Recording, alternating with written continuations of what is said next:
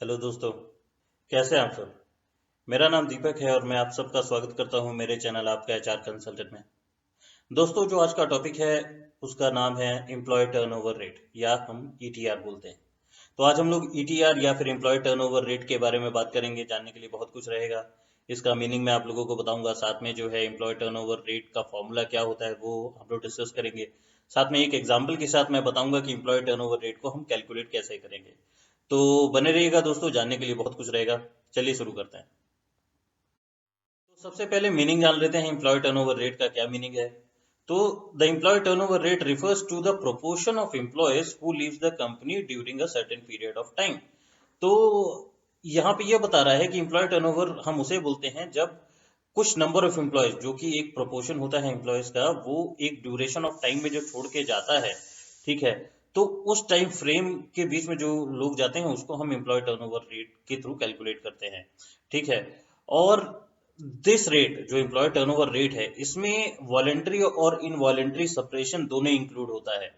कहने का मतलब है कि यहाँ पे किसी प्रकार से, चाहे कोई बंदा अब्सकॉन्ड किया हो, चाहे वो कंपनी में रिजाइन करके गया हो, चाहे कंपनी ने उसको निकाला हो, फायर किया हो, या फिर कोई पर्सन जो कि रिटायरमेंट हुआ हो, तो किसी प्रकार से कोई भी पर्सन जो है कंपनी छोड़ के जाता है, किसी प्रकार से सेपरेट होता है कंपनी से या अलग हो जाता है, तो वो सारे लोग जो है ईटीआर में आते हैं, ठीक है। इसमें इंक्लूड किए जाते हैं जब ईटीआर हम कैलकुलेट करते हैं।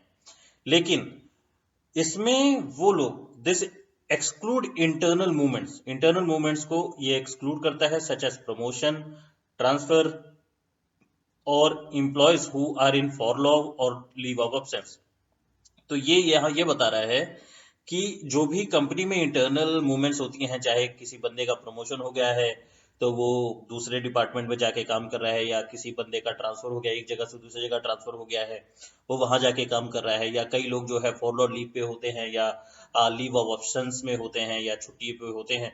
तो ऐसे लोगों को इंक्लूड नहीं किया जाता यहाँ पे। केवल और केवल उन्हीं लोगों को इंक्लूड किया जाता है जो कि कंपनी को छोड़ के चले जाते हैं, चाहे वो वॉलेंट्री हो चाहे इनवॉलेंट्री हो। वॉलेंट्री में रिजाइन देके जाते हैं लोग, इनवॉलेंट्री में कंपनी निकाल देती है। तो किसी प्रकार से निकाला जाने वाला जो भी एम्प्लॉय होता है उसको हम ईटीआर में कैलकुलेट करते हैं। होप आप लोगों को समझ में आ गया होगा दोस्तों। चलिए अब आगे बढ़ते हैं। अब यहाँ पे जानते हैं कि एम्प्लॉय टर्नओवर रेट या ईटीआर को कैलकुलेट करने का क्या फॉर्मूला है। तो जो फॉर्मूला है ईटीआर को कैलकुलेट करने का वो इस प्रकार से है कि employee turnover rate equal to employee separated divide by average number of employees multiply by 100। तो हमने अभी एम्प्लॉय सेपरेटेड की बात की कि जो लोग वॉलेंट्री और इनवॉलेंट्री तरीके से जो है कंपनी छोड़ के जाते हैं, चाहे कंपनी में रिजाइन करके छोड़ के जा रहे हों, या फिर कंपनी ने फायर किया हो, या कंपनी ने निकाल दिया हो, तो ऐसे लोग एम्प्लॉय सेपरेटेड में आते हैं, जो लोग पूरी तरह से कंपनी छोड़ चुके हैं, ठीक है। तो उसमें आते हैं। तो ये यहाँ पे एम्प्लॉय सेपरेटेड को दर्शाता है, जहाँ की एवरेज नंबर ऑफ एम्प्लॉयज जो है यहाँ पे वो होते हैं, is the average number of employees जो कि एक specific period of time period में छोड़ के गए हैं। फॉर एग्जाम्पल कि आपका जो है एक पर्टिकुलर पीरियड, मतलब एक महीने से दूसरे महीने के अंदर जो है कितने नंबर ऑफ एम्प्लॉयज जो है आपकी कंपनी में जो है रहे हैं, ठीक है। एवरेज नंबर ऑफ एम्प्लॉयज, तो उसका जो एवरेज होता है वो निकाला जाता है। तो यहाँ पे वो दर्शाया गया है, ठीक है। चलिए अब आगे बढ़ते हैं दोस्तों, और आगे जो है एग्जाम्पल के साथ मैं आप लोगों को समझाऊंगा कि किस प्रकार से जो है ईटीआर या एम्प्लॉय टर्नओवर रेट को कैलकुलेट करेंगे और कैसे जो है इसको निकाला जाता है। अब यहाँ पे हमने एक सिनेरियो लिया है दोस्तों। एक कंपनी ए है, ठीक है। और कंपनी ए को डिटरमाइन करना है कि यार जनवरी मंथ में मेरा ईटीआर कितना रहा, एम्प्लॉय टर्नओवर रेट कितना रहा, ठीक है। तो कंपनी ए रन करती है डेटा को, और जब डेटा को रन करती है तो उसके सामने कुछ डेटा निकल के आते हैं। वो इस प्रकार से हैं कि जनवरी हेड काउंट जो कंपनी के पास रहा वो 142 रहा।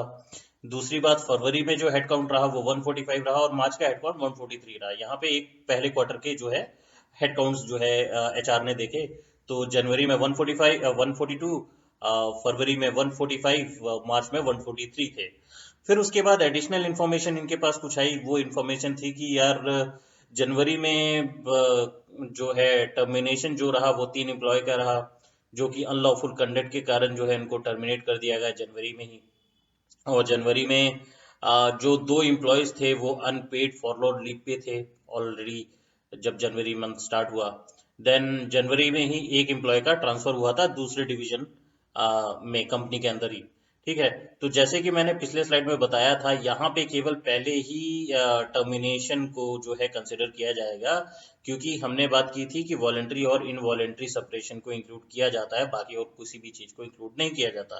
तो अगर उस चीज को देखें तो यहाँ पे हम केवल टर्मिनेटेड 3 एम्प्लॉय, जो 3 एम्प्लॉय टर्मिनेट हुए हैं अनलॉफुल कंडक्ट के कारण, केवल उन्हीं को हम इंक्लूड करेंगे, बाकी 2 एम्प्लॉयज को हम, बाकी जो 2 सिनेरियो नीचे हैं उनको हम बिल्कुल भी कंसिडर नहीं करेंगे।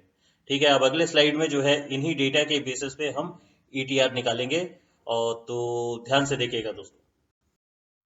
तो यहाँ पे ETR will be calculated as follows.